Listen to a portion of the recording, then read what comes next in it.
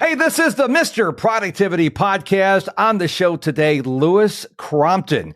He's a financial freedom expert who transformed his life from retail worker to successful trader using the principles of Rich Dad, Poor Dad, and went on to create Start Trading Method that helps others trade profitably in just 30 minutes a day. On this episode, Lewis and I are going to be talking about his fascinating journey of bringing order from chaos, revealing the techniques that helped him organize his mind and get the right things done. Keyword there, right things done. Techniques that have not only led to his own success, but now fuel his mission to help 1 million families live with less stress and more financial freedom. Lewis, welcome to the show. Thank you very much for having me. Glad to be here. Now, you're from over the pond, as we say here in the States. You're over the pond, right? Yes, I am. Yeah, just a small pond. But yes, I'm over in the UK, live just outside of London. Okay. I have a good friend of mine who lives in Sheffield, England. Yes, that's where I went to university. So I know Sheffield very, very well. And she is also the one who got me absolutely addicted to what I call the real football. We call it soccer here in the States. I'm obsessed with the Premier League. I'm obsessed with Man City.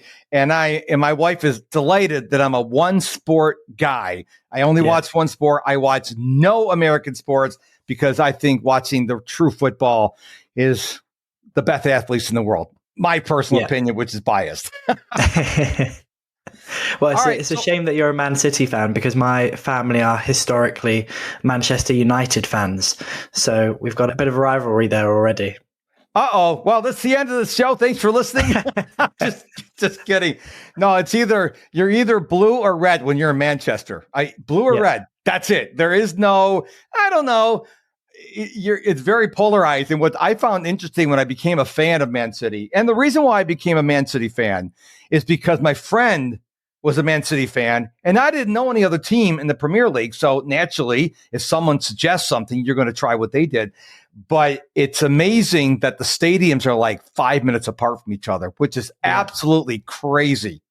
If you want to see rivalry and competition, always go to any city in the UK where they've got two football teams, and we call it Derby Day when we have a football match which is between the two local city teams. It's amazing. The atmosphere is phenomenal. The one last thing I will talk about, because folks, this is a productivity podcast. Just hold on a second. We're just getting warmed up on the podcast. I'm 59 years young and I grew up in American sports, and we have something called bandwagon fans over here. So when your favorite team starts playing horribly, you jump to another team. I don't see that in the Premier League, Bundesliga, La Liga, League One, all these European football leagues. Whether you're an Everton fan, a Man City fan, a Liverpool fan, you don't jump ship when they start playing poorly. No, you don't. You commit forever. Yes. Regardless of how well your team or bad your team is doing, you're committed. And I appreciate that. Okay, I could talk about football all day long, but this is not a football podcast. This is all about productivity. And one of the things I read in your introduction is you found a way to bring order from chaos. And a lot of people are operating in chaos. They're operating from a crazy mindset. And as a productivity guy, I'm known as Mr. Productivity. When you're operating in chaos, your productivity is going to drop like a rock because you're not in the right frame of mind. Correct. Yeah. And I think when we have busy lives as adults do, and we have to remember that our brains weren't wired or created to work the way they now have to work to operate on day-to-day life and day-to-day society. I mean, if we just look at, I can't remember the exact statistics or figures, but if you look at the number of data points that we are given or have thrust upon us every single day, just because we can read information and look at information on our phones or our emails or whatever it may be, compared to 50 years ago, compared to even 20 years ago, but let alone 100 years ago, there's a reason why people would get married to the person who lived down the road is because they didn't know anybody else. They didn't know any better. So you didn't have all these data points. You didn't have all these complicated relationships and connections and friends of friends of friends. That there was none of that. And so life was a lot simpler. The brain had less work to do every single day in order to achieve things and get things done. Whereas now there's so much data that our brains have to process just to function and get through each day, that is it any wonder a lot of us feel unproductive, if we feel tired, if we feel drained out before we've even started the day. One of the many books I'm reading right now is Benjamin Franklin by Walter Isaacson. And this is back in the 1700s when we first left England and set up the colonies over here in America. And it's like you would send letters. There was no email. There was no direct messaging. There were no social media apps. You had to send a letter from Boston to Manchester, for example. Yeah. And there was no planes. You had to take a boat. And so that wasn't that long ago. It wasn't like thousands of years ago. It was like about a couple hundred years ago. And we just take for granted all this electronics. And I think electronics are good. I think everything can be broken down into whether it distracts or whether it serves you. For example, AI. I love AI. I love to know that when we're done with this episode, I take the transcript, I plug it into Claude AI, which is my AI of choice, and I've got a prompt that says, give me an SEO-friendly title, give me a podcast description, take the transcript and make a readable blog post, give me a meta description, give me social media posts, and it does that in a split second because it can analyze the transcript and go, here you go. There are people who are afraid of AI, but I look at AI as a tool to help me better serve my audience. If you're afraid of it, I would ask you to zoom out a little bit and say, okay, why am I afraid of this? Is it because it's new? Because I think like your phone, I love my iPhone, okay? But it can be a distraction or it can serve me. One of the things I'm about to do in my own personal life is have my work phone, which has got all bells, all whistles, does everything I need it to do. And then I have my non-work phone.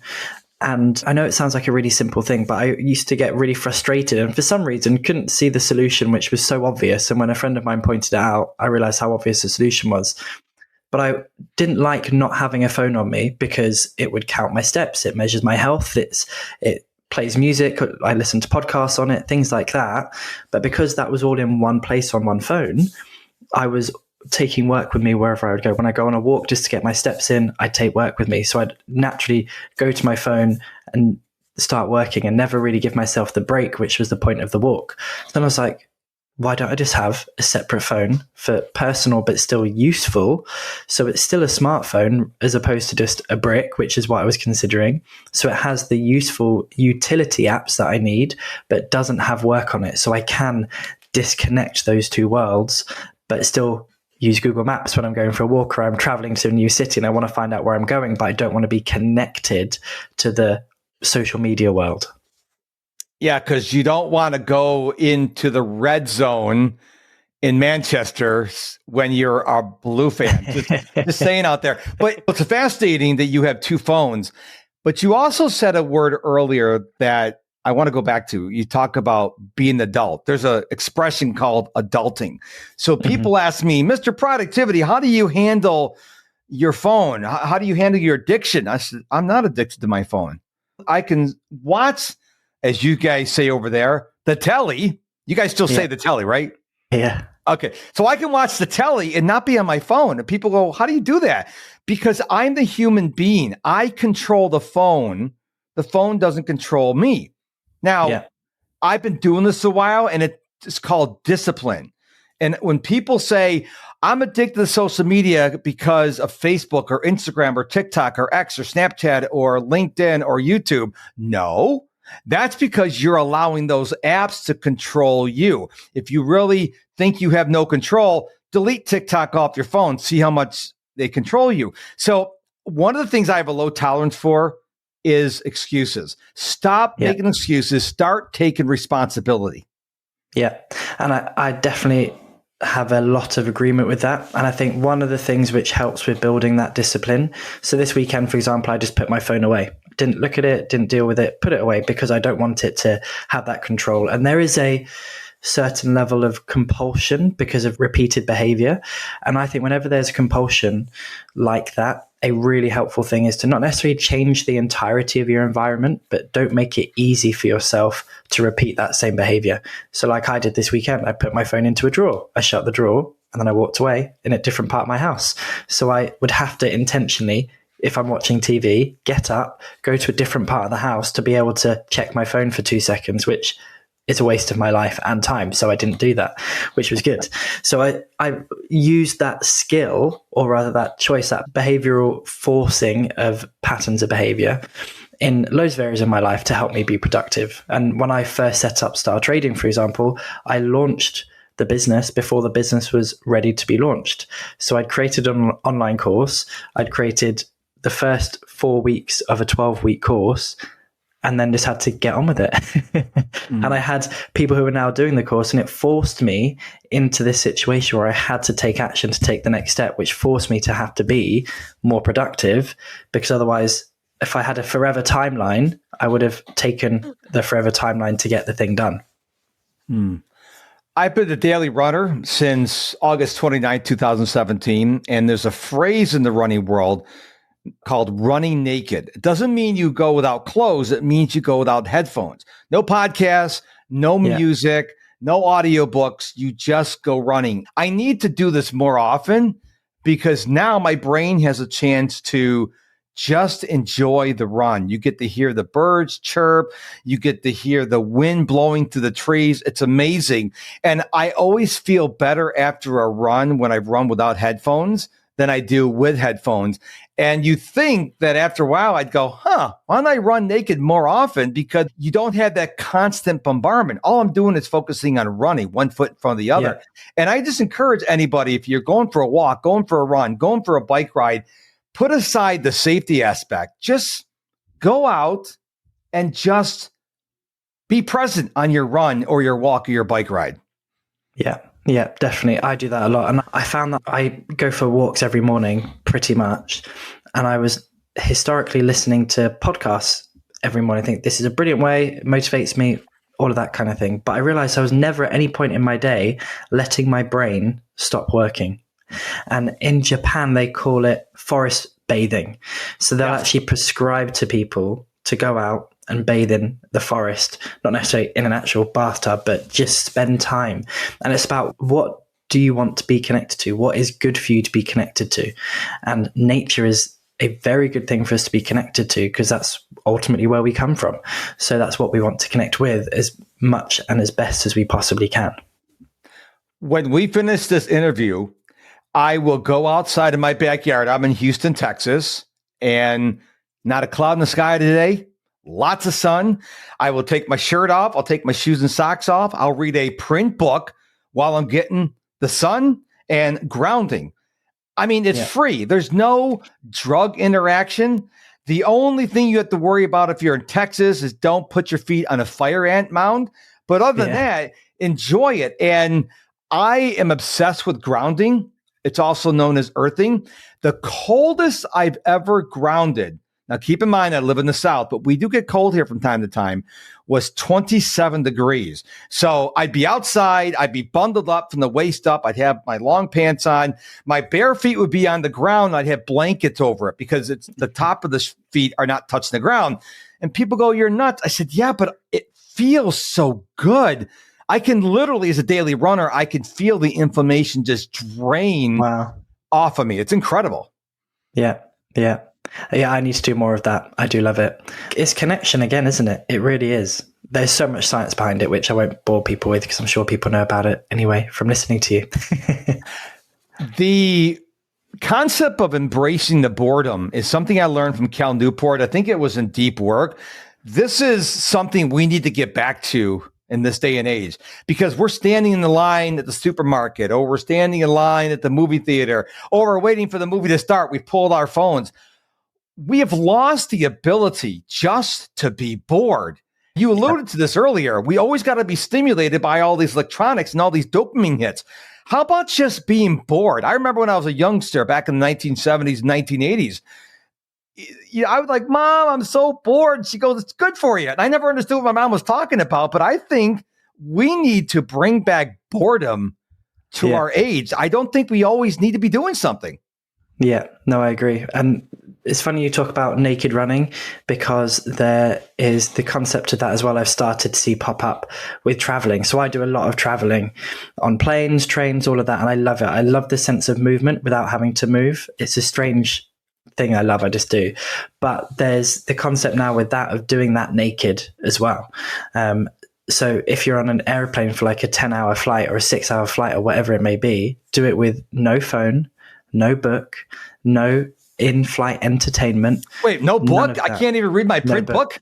No, nothing. Yeah, absolutely nothing. And to let your brain decompress and be bored. The reason why I think a lot of people go to bed and their brain is whirring, and my brain does this, I'm coming up with ideas, I'm thinking about stuff, I'm putting together things that have happened in the day or in the week. It's because the moment I put my head on the pillow, I finally don't have my phone on.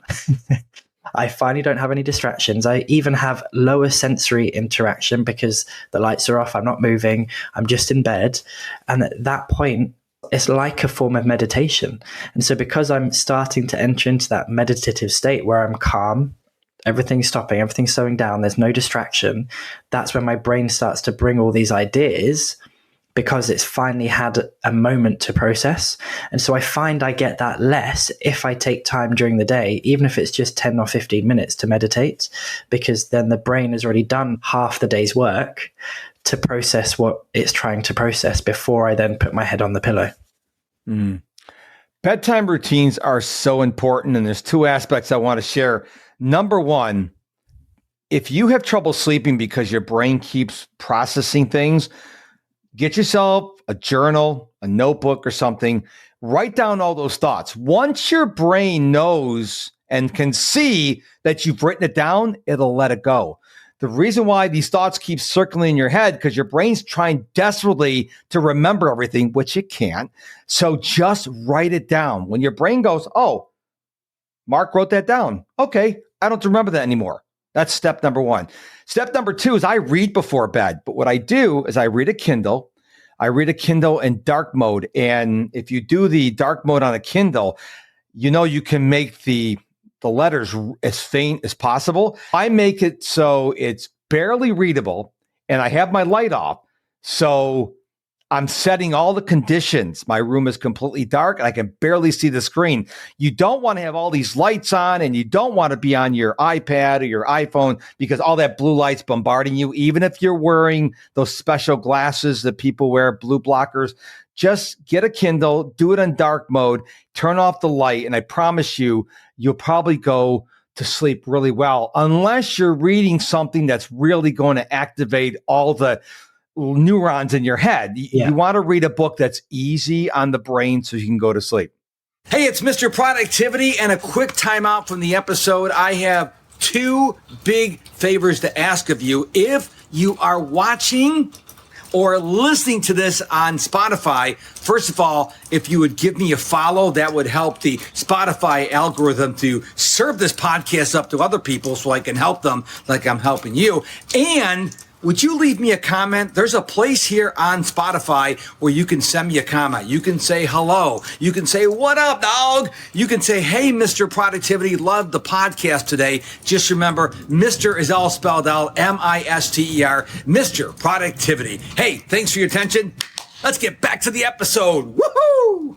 I used to read business books and personal development books before bed, and I realized that was a terrible idea, because it just triggers all these thoughts and neurons and all this great stuff, but just at the wrong time of day. So then I switched to reading easy storybooks or even poetry. I find, well, first of all, I quite like poetry, but also poetry has a cadence to it. It's got a rhythm to it. And that rhythm kind of helps my brain slow down into a different type of pattern. And then I sleep better as a result. So I think being mindful about what you choose to read at that time is also a really important thing too. One of the things I think people need to be cautious about is stress before bed. Try to avoid stress all the time, but especially 2 to 3 hours before bed, because the idea is, as you approach your bedtime, is to settle down, not get ramped up. So there's been times when my wife and I will have a discussion, air quotes there. And I'm like, you know what? Let's table this till the morning because it's going to affect both our sleep. And we both recognize, yeah, you're right. So if you find yourself stressed before bed, it could be with your spouse, it could be with your kids, it could be with your neighbor, it could be watching your sports team, which is getting back to football we talked about in the beginning. Your night games are afternoon games for me. So I can watch my favorite team and then the game ends around 4:00 my time. Your night games end at 10. So, and I also know you guys tend to go to bed a little later than people here in the States, but just avoid stress as much as you can before bedtime because you want to allow your brain to calm down so you sleep well. Yeah. In the situation there where you've had a discussion with your other half, how do you table that? Because my nature is I want to get it all out on the table. I want to solve the problem. I want to have the conversation. I'm not very good at holding that. So how do you table that? How do you hold that off until the next day?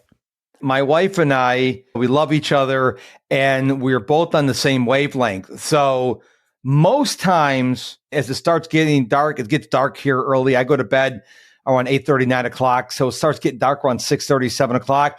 And we both know intrinsically, let's not start something this late. But if we do, all I have to do is say, listen, I want to sleep tonight. I'm sure you do too. And she goes, yeah, let's just wait till tomorrow. And here's the amazing thing. 9 times out of 10, we don't even talk about the next morning because it probably wasn't a big deal. It's probably something knucklehead I did and we just forget about it. I encourage people when you're having these discussions and they become heated, and I get this a lot with kids. Now, my wife and I, our kids are gone, but say, okay, sit down and talk to your kids, age appropriate, and say, listen, if we have these temper tantrums before bed, you're not going to sleep well tonight. So let's figure out a solution. Get your child involved or your children involved because now they have ownership in it. Is this an instant fix? Of course not. But this is something to train them. And so as they grow up, they have these skills. Now, if it's an adult you're talking to, well, they should be mature enough to practice adulting and go, yeah, that makes a lot of sense. But I know everyone's different and every issue's different. I'm not saying this is a one-trick pony, but don't have the excuse of saying, oh, it'll never work for me. Try. Yeah. Definitely. And I think that goes back to what you're saying before about people with excuses. It's so easy to make excuses to not make important changes. I've definitely done it over my time. And I've, over the past few years, become a lot better at catching my own excuses and saying, oh, I can't do that because. I'm like, where's that creeped in from? Because that's not true whatsoever. That's just a story, an excuse I'm telling myself. And it is harder, I think, to catch your own excuses. It's a lot easier to catch someone else's. That's why I think it's good to have someone who can feed into your life from a bit of an outside view, whether that's a business coach, a business mastermind, a really good friend, a therapist, whatever it may be for you. I think that has really helped me see progressive change and improvement in all different areas of my life. I want to talk to you about having an open mind. So a lot of people have closed minds that I've come across. They're just like, I've always done it this way. I'm never going to change. And I think you are more productive and you're probably healthier mentally if you have an open mind. So for example, right now I'm reading a book by Mike Michalowicz. I probably butchered his last name. Sorry, Mike. It's called Get Different. And it's a marketing book, but it's about being different. And I've got a slew of ideas as a result of reading this book. So I encourage people to have an open mind. Don't ever get to a point where I got it all figured out because you're never going to have it all figured out. What are your thoughts about having an open mind? I think it's, for most people, very hard, actually. And my background, I think, makes it easier for me because it was very hard. So when I was growing up, I grew up in a very, very Christian household and went to church, everything like that. Long story short, I was very heavily involved in the church, ordained, had a very particular set of beliefs, very particular belief structure, very black and white, very religious, very spiritual, all of that. For various reasons, which is a whole different podcast, I'm sure, if we went into it, I end up stepping away from that and realized that the entirety of my worldview for 23, 24 years of my life no longer resonated with me, made sense to me, or felt true to me. So all of a sudden, I had to rediscover what life looked like, what I believed, what I held to be true, what my values were, everything. So for me, it's become a lot easier to have an open mind about things. And I think what that experience gave me was the ability to hold my beliefs, but not cling to them tightly. And so that means I can't be swayed just by any opinion of any person, but it means I will listen to people's opinions. I'll let that inform my thinking, and I'm willing to change my mind. And I think when you become entrenched in a particular way of thinking, a particular belief system, and that will stop you allowing yourself to perceive yourself as wrong, or it will also block your ability to grow because it stops you being able to take on new information. Talking about data points, let's bring this full circle, bringing in those new data points, which can affect the way that you think about the life that you have and yourself and your place in that. So I think having an open mind is incredibly important if you want to see growth. If you're not bothered about growing and developing, then keep your small-minded opinions and stay with a closed mind. That's fine. But if you are somebody that actually wants to grow, then it will be uncomfortable because you will have to have an open mind, and your thinking and beliefs about everything will be challenged. I had a guest on my podcast a couple years ago, and they sent me a book about a new way of addressing drug addiction. And I had one view. And I'm like, you know what? It's a gift from this guest. I'm going to read the book. And because I had an open mind, I'm like, wow, that makes a lot of sense. And so my view changed because I didn't have a fixed mindset. There's a lady who wrote a book about growth mindset and fixed mindset. Her name is eluding me. Carol Dweck. And I just thought, what's that? Carol Dweck. Correct. Yes. And I'm like, this author made a lot of really good points. So if you want to try to change my mind, don't come at me like this is the way it's going to be. Give me receipts. One of the shows my wife and I watch, he's got a saying, my show, he says, is like the grocery store. We always have receipts. So if you're going to try to convince me to your point of view, don't say you got to believe it because I said so. Show me receipts. Show me proof. Like this author of this book on drug addiction showed me. I'm like, wow, the way they put it together. I'm like, okay, that makes sense, because he didn't just say, you better believe this because I'm writing a book. He had receipts. And I think if you have an open mind and someone sends you something and says, here's why I believe you should believe this, 1, 2, 3, 4, 5, 6, 7, and then you can go, no, I'm going to dismiss that as rubbish. That's another word I've been using a lot because of my English friends. Or, let me think about that. Let me change the way I'm thinking. But if you have a closed mind, nothing can get in. And I can tell you, every successful person I know has an open mind. I think the root of that is actually curiosity. So, okay, you think that. That's different to me. Well, why do you think that? What are your receipts for that? What's led to you having that belief or that perception about something? And curiosity is a wonderful, wonderful thing. I think that is something which, if you don't have naturally, you can cultivate. I think I'm lucky. I'm quite naturally a curious person. I like to experience as much as possible. I like to understand why things are the way that they are, why they work the way that they work, why people think the way that they think. I love all of that. I think having a curious mind really helps you not have a fixed mindset at the same time. Mm.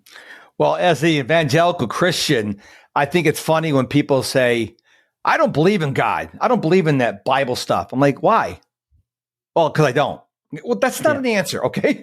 Now, if you could say, I don't believe in God or the Bible because of A, B, C, D, and E, you're probably not going to convince me, but at least now you sound more intelligent. Now you have rationale. And it's not just has to do with the belief in the Bible. It could be about politics. It could be about European football. If you say you don't like something, at least have some reasons that sound intelligent than just saying, I just don't like that. Because then you sound like you have a closed mind. But number two, people go, do you even have any original thoughts?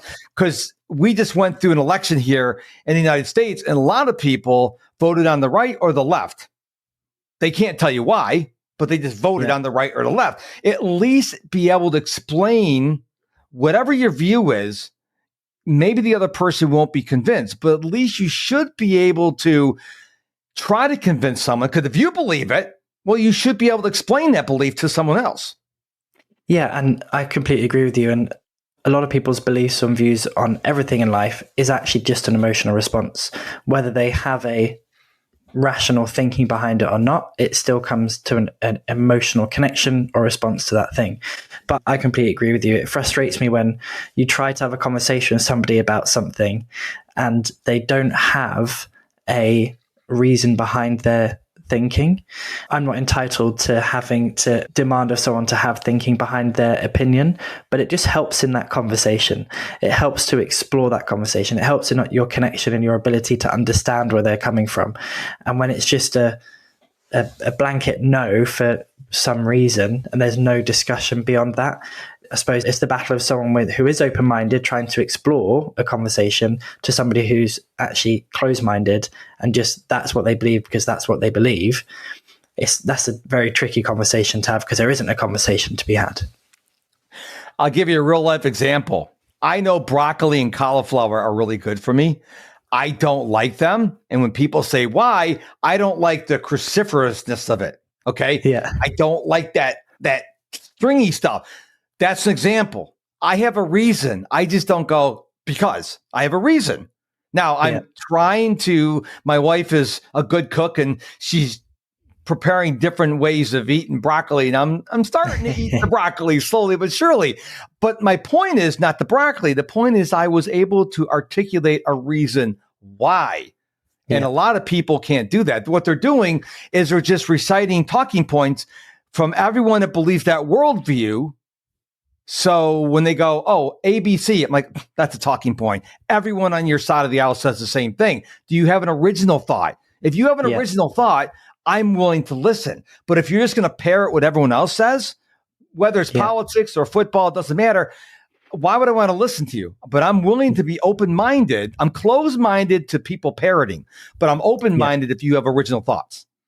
Yeah, and even if they do kick off with the talking points, surely they should have their own thought or opinion around that talking point and how it affects them or how it affects people they know or people that they care about or whatever it may be, or something that happened in their life which means they don't agree with the opposite or whatever it might be. When you are just regurgitating, again, like you're having a nursery conversation rather than an actual meaningful adult conversation.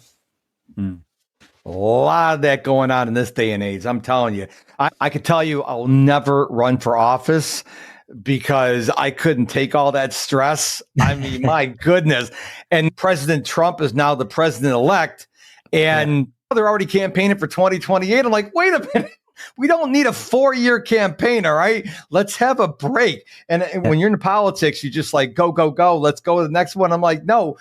Someone told me once, I don't know if it's England, it may be England, where you can only campaign like 60 days out. You can't do these 4-year campaigns. Is that England or is that another country? I think it might be England because I'm pretty sure as well there is a set budget that they're allowed to spend. I think it probably is the UK.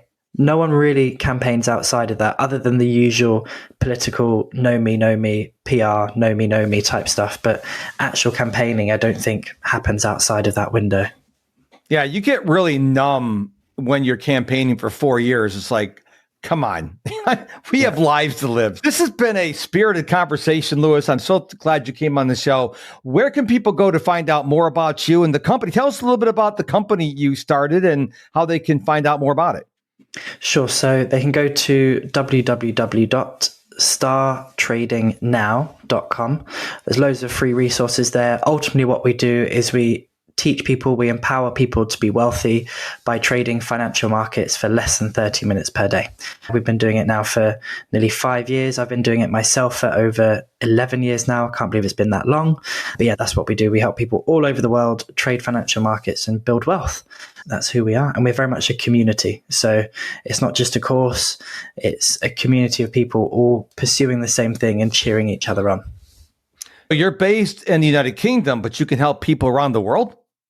Yes, so we have students literally everywhere. North America, South America, all over Europe, all over Africa, all the way over in Australia, New Zealand, Singapore, all over the place. Anybody in North Korea, Kim Jong-un, one of your clients?